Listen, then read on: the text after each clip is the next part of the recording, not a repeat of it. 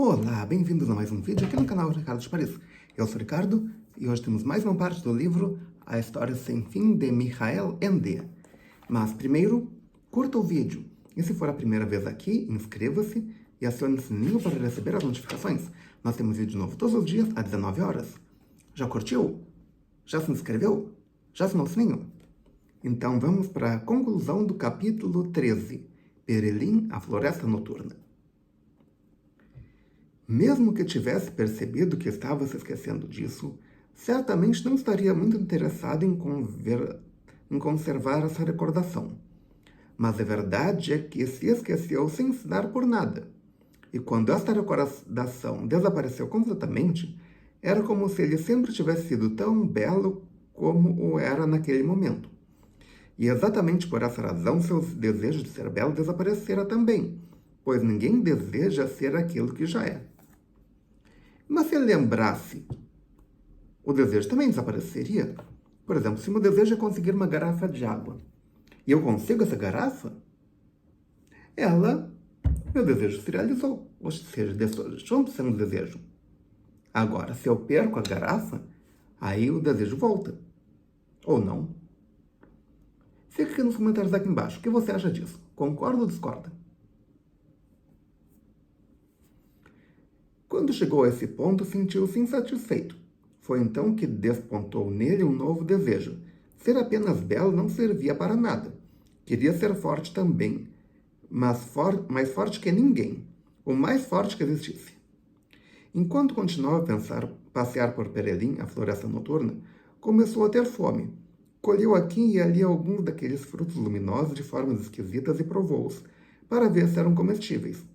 Constatou com grande satisfação que não só eram comestíveis, como também muito saborosos.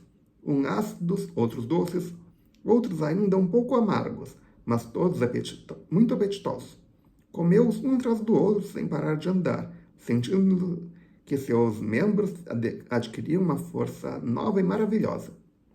Entretanto, a espessura brilhante da floresta tornara-se tão densa à sua volta que não lhe deixava ver nada em nenhuma direção. Além disso, começaram ainda a crescer de cima para baixo cipós e raízes aéreas, que se confundiam com os arbustos, formando uma vegetação impenetrável. Bastian abria caminho com a palma da mão e a vegetação separava-se como se tivesse cortada a machado, ou com uma faca do mato. Mas os arbustos uniam-se novamente atrás dele, como se nunca alguém tivesse passado por ali. Continuou a avançar até que uma parede de árvores gigantescas, cujos troncos estavam encostados uns nos outros, sem deixar entrar eles em qualquer espaço, lhe obstruiu o caminho. Bastian estendeu ambas as mãos e separou dois troncos depois de ter passado, os troncos uniram-se novamente em silêncio e a passagem desapareceu. Bastian soltou um grito selvagem de júbilo. Era o senhor da floresta virgem. Durante algum tempo sentiu prazer em abrir caminho através da selva, como um elefante que ouviu a grande chamada. Suas forças não se esgotavam, não precisava parar para recuperar o fôlego, não sentia pontadas nem coração batendo mais depressa. Nem sequer transpirava com esforço.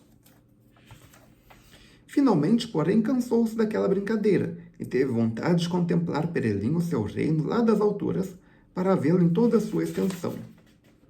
Olhou para cima, cuspiu nas mãos, agarrou-se a um cipó e começou a subir com toda facilidade só com as mãos, sem usar as pernas, como já tinha visto fazerem os artistas de circo. Recordando vagamente tempos muito longínquos, viu-se por um momento na aula de ginástica, pendurado na ponta da corda como um saco de farinha para a grande diversão de toda a classe. Sorriu. Certamente ficariam de boca aberta se pudessem vê-lo agora. Teriam orgulho em conhecê-lo. Mas ele nem sequer olharia para eles. Sem parar uma única vez, chegou finalmente ao galho de onde pendia o cipó.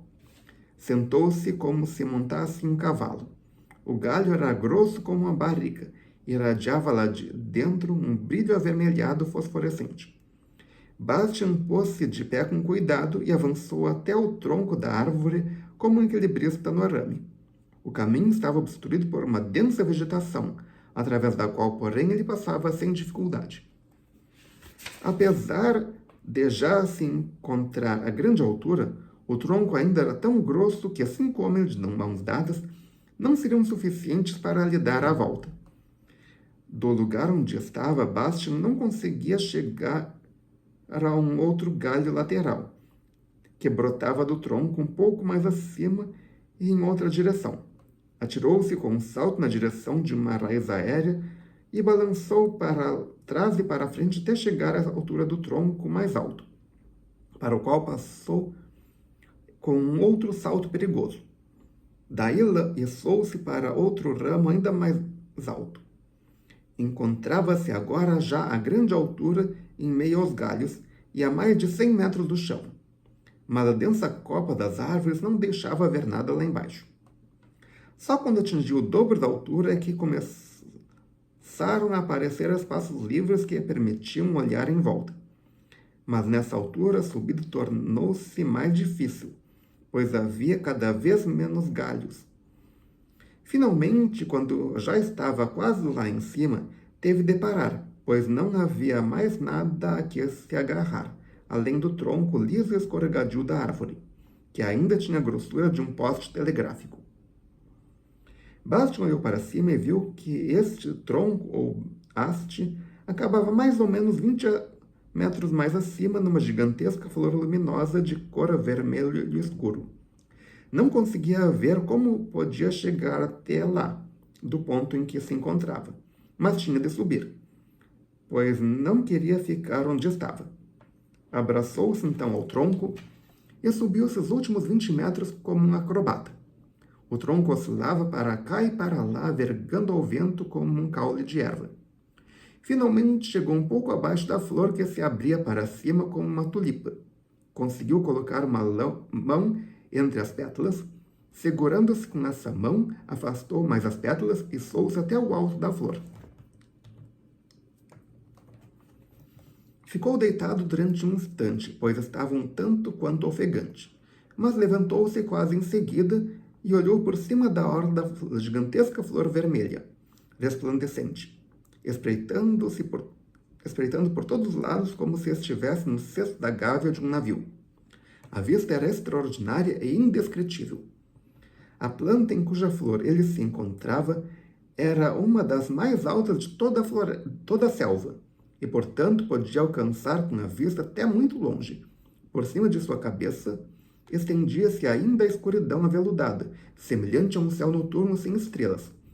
Mas lá embaixo alastrava-se a perder de vista a imensidão dos cumes de Perelim, num jogo de cores deslumbrante. Bastian contemplou aquele quadro durante muito tempo, enlevado. Era seu reino. Tinha-o criado.